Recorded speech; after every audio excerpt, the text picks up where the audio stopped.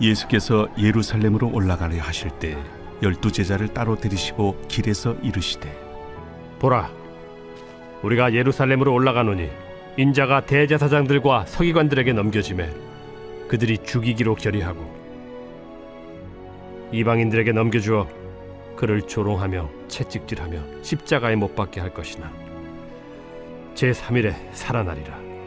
그때 세베대의 아들의 어머니가 그 아들들 데리고 예수께 와서 절하며 무엇을 구하니 예수께서 이르시되 무엇을 원하느냐?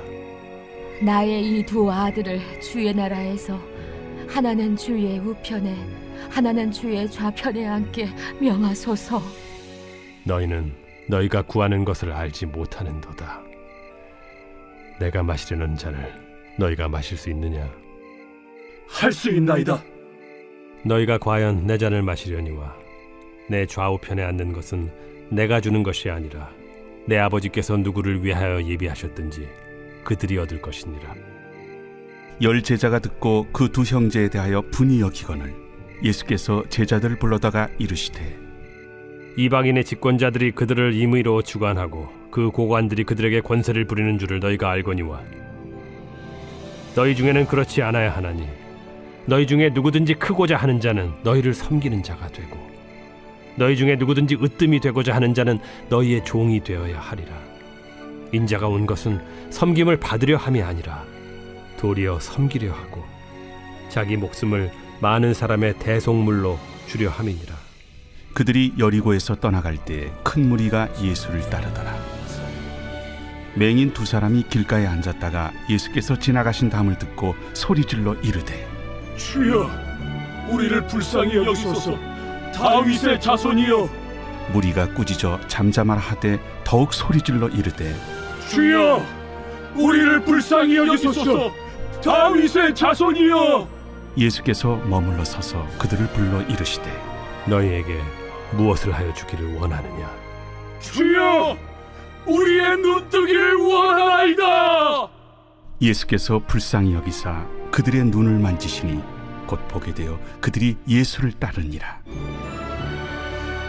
오늘 말씀에서 예수님께서 예루살렘으로 올라가려 하실 때라고 하며 말씀이 시작이 됩니다. 예수님께서 공생의 사역 또 그 마무리를 이제 지으러 오신 목적을 달성하시기 위하여 이제 예루살렘으로 올라가고 계십니다. 마태복음 16장 21절에서도 이때로부터 예수 그리스도께서 자기가 예루살렘에 올라가라는 말을 하였습니다. 그때 했던 어떤 말씀이 있는데 마태복음 16장 앞서 어떤 말씀을 하셨느냐, 바로 예수님께서 많은 고난을 받고 또한 죽임을 당해 3일 만에 살아나야 할 것을 비로소 나타내셨다라고 하였습니다. 16장에서 이미 처음으로 예수님은 제자들에게 이 죽음과 부활에 대한 것들을 말씀하셨다라는 것이죠. 그리고 오늘 또 이 말씀을 반복해서 하시는 것을 보게 됩니다. 예루살렘에 올라가려 하실 때에 12제자를 따로 데리시고 길에서 이르시되 보라, 우리가 예루살렘으로 올라가노니 우리가 예루살렘으로 올라가노니 바로 제자들, 이 12제자만을 따로 놓고 그들에게만 말씀을 하십니다. 얘들아, 우리가 이제 예루살렘으로 올라가는데 또 말씀하십니다. 무엇이 기다리고 있는가? 바로 그곳에서 대제사장과 서기관들, 그들에게 그 죽이기로 결의한 자들에 의하여 이방인들에게 넘겨주어 그들을 그를 조롱하며 채찍질하며 십자가에 못 박게 할 것이나 제3일에 살아나리라 라는 예수님의 고난과 죽음 또한 부활에 대해서 또 반복하여 말씀하시는 것을 봅니다. 예수님이 이러한 말씀을 16장에 이어 또 하고 계시는데 예수님의 관심은 이것입니다. 자신의 사역, 무엇을 위하여 오셨는가? 바로 이 가장 중요한 이 일을 위하여 오셨음을, 십자가가 눈앞에 있음을, 또한 부활이 있음을 제자들에게 말씀을 하셨다는 거죠. 근데 제자들은 전과 다를 바 없이 여전히 다른 곳을 바라보고 있는 형국입니다. 예수님이 바라보시는 길과 제자들이 바라보는 길의 차이가 극명하게 여전히 갈리고 있는 것을 보게 됩니다. 분명히 제자들을 따로 데리고 길에서 이르시되 이래 예루살렘에 올라가는 길이 있다. 이 길은 단순한 물리적인 눈에 보이는 길만을 말하는 것이 아닙니다. 예수님이 가고자 하시는 방향, 그 길을 제자들도 같이 함께 가야 할진데 그 길과 벗어난 다른 길을 제자들이 바라보고 있음을 오늘 본문 말씀을 통해서도 우리는 알 수가 있다라는 것이죠. 이 갭 차이가 있으니 참 예수님의 마음이 어떠실까? 너무나 안타깝지 않으셨을까? 이 제자들마저도 세상 사람들의 이 지금 현실의 이 시대에 살고 있는 사람들과 차이가 없는 모습을 보게 된다라는 것입니다. 그것을 확실하게 보여주고 있는 단락이 바로 두 번째 단락이더라라는 것이죠. 이제 세베대의 아들의 어머니가 바로 야고보와 요한의 어머니죠. 예수님의 12제자 중에 수제자격에 해당하는 야고보와 요한의 어머니가 찾아와 예수님 발 앞에 절하며 한 가지를 무언가를 구했다라고 합니다. 그 구하는 내용이 무엇인가? 예수님이 이미 먼저 아시고 무엇을 구하느냐? 무엇을 원하느냐라고 하십니다. 자, 이 질문을 기억할 필요가 있습니다. 나중에 뒤에 세 번째 단락에서 또 이러한 질문이 나옵니다. 무엇을 원하느냐? 그 무엇을 원하느냐에 대한 대답이 다른 것을 보게 됩니다. 오늘 이 첫 번째 물음에 의한 이 야고보와 요한의 어머니는 무엇을 구하는가를 보니 역시 어머니는 어머니이다라는 생각이 들죠. 나의 두 아들, 이 야고보와 요한이 주여 주의 나라에서 하나는 주의 우편에 하나는 주의 좌편에 있기를 원합니다. 야, 이 어머니도 뭔가를 눈치를 챘나 봅니다. 이제 예수님께서 메시아로 오셔서 이제 예루살렘에 입성을 하시면 어떤 것을 기다리고 있는가? 그때 당시에 유대인들, 이 예수님을 향한 기대감을 갖고 있던 자들, 이 제자들까지도 포함하여 이제 예수 그리스도께서 메시아로서 이 땅을 통치하고 있는 저 로마의 권력을 무찌르고 힘의 논리로서 그들을 파쇄하고 이제 권력자로서 해방시키는 자로서 이 땅 가운데 군림을 하시겠구나. 이제 머지않아 예루살렘에 올라가 그 일을 하시는구나. 이제 코앞에 다가왔음을 눈치를 챘다라는 거죠. 자신들이 바라는 예수님의 메시아 상을 가지고 있다라는 겁니다. 그러니 몸이 달기 시작하죠. 이제 빨리 눈치 게임이 시작됐습니다. 하루빨리 예수님 앞에 이 자리를 차지하기 위한 청탁을 해야 되겠구나 라든지 이런 생각을 어찌 안 하겠습니까? 인간적인 마음에 그런 욕심이 생겼다라는 거죠. 그러니 내 아들이 주님이 그 나라, 이 나라를 다스릴 때에 좌의정 우의정 하나씩 맡아야 되지 않을까라는 마음이 들었다라는 것입니다. 그러니 이런 부탁을 했습니다. 이런 부탁을 들은 예수님은 말씀하십니다. 명하노니 대답하여 이르되 너희는 너희가 구하는 것이 뭔지를 알지 못한다.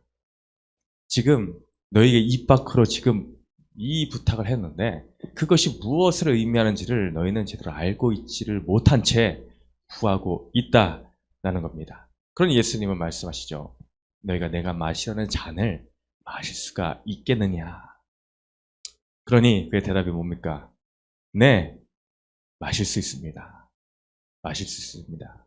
이것은 단지 야고보와 요한에만 해당하는 물음이 아니었다라는 겁니다. 너희가 모든 제자들에게 말씀하시는 거죠. 너희가 구하는 것을 알지 못한다. 너희가 내가 마시는 잔, 이 잔은 고통의 잔입니다. 고난의 잔입니다. 더 나아가 죽음의 잔이다라는 것입니다.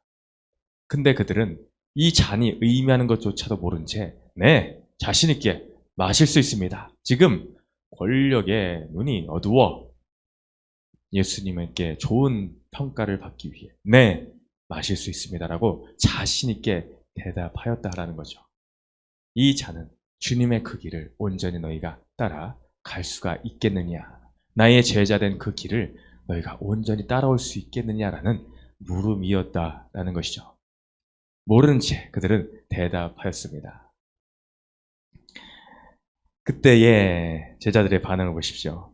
10제자가 다른 제자들이 듣고 이 야고보와 요한의 어머니가 하는 이 질문과 그 대답, 그 모든 것을 듣고 나머지 10제자가 어떤 반응을 보입니까? 두 형제에 대하여 분히 여겼다 라고 합니다. 야, 선수를 빼앗겼구나. 야, 저 야고보와 요한 내 저럴 줄 알았어 라고 하며 그런 마음이 들었을지 모릅니다. 참 시세 바는 눈빛, 그 분한 마음. 이 분한 마음이 왜 들었을까?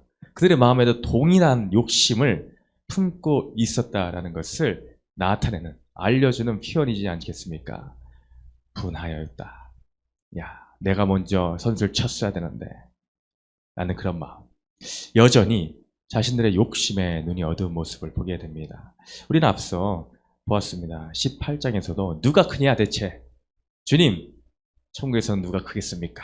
라고 하며 서로 내가 크네, 네가 크네라고 논쟁하였던 제자들의 모습을 앞서 18장에서도 보았다라는 거죠. 근데 그 모습이 여전히 이곳에까지 이어져 내려와 여전히 누가 클까?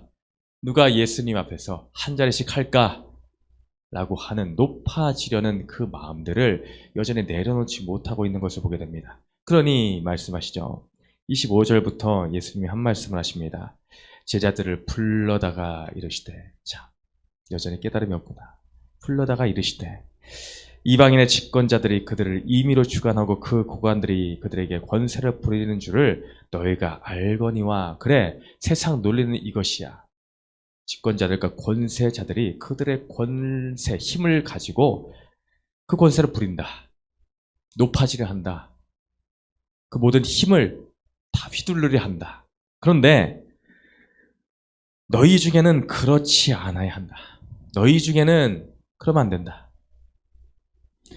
누구든지 크고자 하는 자는 너희를 섬기는 자가 되고, 너희 중에서 누구든지 으뜸이 되고자 하는 자는 너희의 종이 되어야 하리라 하면서 주님이 이 땅에, 야, 너희들의 스승이, 너희들 메시아라고 하는 내가 어떻게 왔느냐, 어떠한 모습으로 왔는지를 알려주겠다. 인자가 온 것은 섬김을 받으려 함이 아니라 도리어 섬기려 하고, 그 더 나아가서 무엇을 말씀하십니까? 자기 목숨을 많은 사람들의 대속물로 주려 함이니라. 얘들아, 내가 온 것이 무엇 때문에 온 것인지 아냐. 나는 섬김을 받으려 함이 아니다. 높은 자리에 있으려고 이 땅 가운데 온 것이 아니다. 내가 높은 자리에 있고자 한다면 왜 이 땅에 왔겠느냐. 그렇죠. 예수님이 높은 자리, 높은 권세를 계속 누리려 한다면 계속 하늘 보좌에 계시면 됩니다. 이 땅에 내려오실 필요가 없습니다. 가장 낮은 우리와 같은 모습의 이 자리 가운데에 천한 모습으로 마구간에 오실 이유가 전혀 없다라는 것입니다. 섬김을 받으려 한다면 그런 모습을 취할 이유가 없습니다. 그러나 주님은 섬기기 위하여, 바로 나와 같은 자를 섬기시기 위하여 이 땅에 오셨으며, 그 모습의 결정체가 무엇인가? 그것은 바로 자기 목숨을 많은 사람의, 바로 이 제자들을 포함한 우리들의 대속물로 주려고 자기 몸을 버리기 위하여 십자가에 온전히 들이시기 위하여 오셨다라는 것을 알려주고 계시죠. 그러니 제자들의 모습과 예수님의 모습이 확실하게 전혀 다른 모습으로 갈리고 있음을 우리는 알 수가 있는 거죠. 제자들은 크고자 높은 곳에 있고자 한 자리 차고지 하고자 하는 그 길을 가고자 예루살렘을 향하고 있는데, 같은 예루살렘을 향해 가고 있음에도 불구하고 전혀 다른 곳, 높은 곳으로 가려는 제자들의 모습이 있습니다. 장소는 같은데 그 목적이 다르더라라는 것입니다.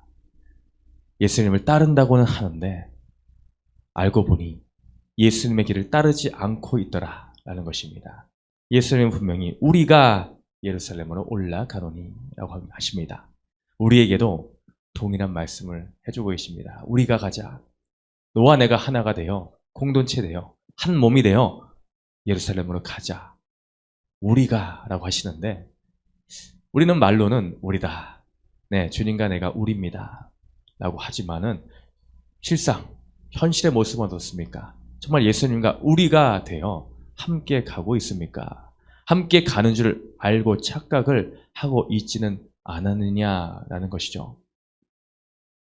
예수님의 물음에 무엇을 원하느냐라는 물음에 세상의 권력을 바랬고 여전히 교만한 자리를 원했던 그들, 눈은 떴으나 소경과 다름없는 다른 무리들과는 다를 바 없는 제자들의 여전히 연약한 모습, 그 모습을 보여주시며 이제 다음 사건을 알려주십니다. 앞을 보지 못하는 두 맹인이 등장합니다. 두 맹인이 등장하여 예수님이 지나가신다라는 소식을 듣고 그들이 소리질러 부릅니다. 주여, 다윗의 자손이여, 우리를 불쌍히 여기소서. 이들의 소침에 제자들은 꾸짖습니다. 조용히 해. 꾸짖습니다. 그것에 아랑곳하지 않고 또 한 번 다시 반복합니다. 주여, 우리를 불쌍히 여기소서. 다윗의 자손이여. 그들은 외치기를 멈추질 않았습니다. 계속해서 주님을 찾았습니다. 다윗의 자손 대신 메시아를 향해 부르짖어 나아갔습니다. 그때에 앞서 말한 질문에 똑같은 것을 한 번 더 물으십니다. 무엇을 하여 주기를 원하느냐? 앞서 그 야고보와 요한의 어머니에게 했던 그 질문, 무엇을 하여 주기를 원하느냐? 동일하게 또한 제자들에게도 동일한 것을 물은 것과 마찬가지입니다. 무엇을 하여 주기를 원하느냐? 그때에 그들은 무엇을 말하는가? 주여, 눈뜨기를 원하나이다. 눈뜨기를 원하나이다. 주님은 그때 불쌍히 여기시며 눈을 만지시니 곧 보게 되어 그들이 예수를 따랐다라고 합니다. 주님은 제자들의 모습을 여기에서 보여주고 계십니다. 제자들은 육신의 눈을 떴습니다. 근데 영의 눈이 어두워 주님이 어디로 가고 계시는지, 어떤 길을 제자들에게 원하시는지를 깨닫지 못했습니다. 맹인과 다름이 없어 그들의 연약한 모습을 보여주고 계십니다. 이 두 맹인의 모습을 통해 제자들의 모습을 알려주고 계십니다. 너희가 눈은 떴으나 나와 같은 길을 보지 못하고 있다. 근데 오늘 내가 원하는 것은 이 맹인들이 소리쳐 주를 찾아 그 눈을 뜨는 것 같이 눈뜨기를 원하는 그것, 바로 나의 영적이로 어두운 이 눈을 떠서 밝히 보기를 원하는 주님의 마음, 그것을 보여주고 계십니다. 그러므로 결과적으로 눈을 떠 영의 눈을 열어 주를 온전히 보게 되고 주님 가신 그 길을 온전히 보게 되므로 그들이 예수를 따르니라. 이제 내 육신의 것을 쫓아 예수를 따르는 삶이 아닌, 기복을 쫓아 예수를 따르는 삶이 아닌 온전히 내 영과 마음과 온 인생이 예수님 가신 그 길을 따르는 인생이 되기를 원하는 주님의 그 마음을 볼 수가 있다라는 것이죠. 그러니 우리는 이제 주님 가신 그 길이 무엇인가? 이 사순절의 기간을 통하여 주님의 그 길을 묵상하며 이제 내가 주님이 계신 그 낮은 자리에, 그 섬김의 자리에, 죽음에까지 나아가는 그 자리에 함께함으로 우리가 영의 눈을 열어 주님을 보게 하여 주시옵소서. 에바다, 내 눈을 떠서 주님의 그 길을 온전히 보게 하여 주시옵소서. 나의 육신의 눈은 어두워지고 영적인 눈만 온전히 열려 주님을 따르게 하여 주시옵소서. 더 이상 내가 보고 싶은 것만 보지 않고 보아야 할 것을 보게 하여 주시옵소서. 그렇게 바라고 기도하며 나아가는 이 복된 시간 되시기를 주님의 이름으로 축원드립니다.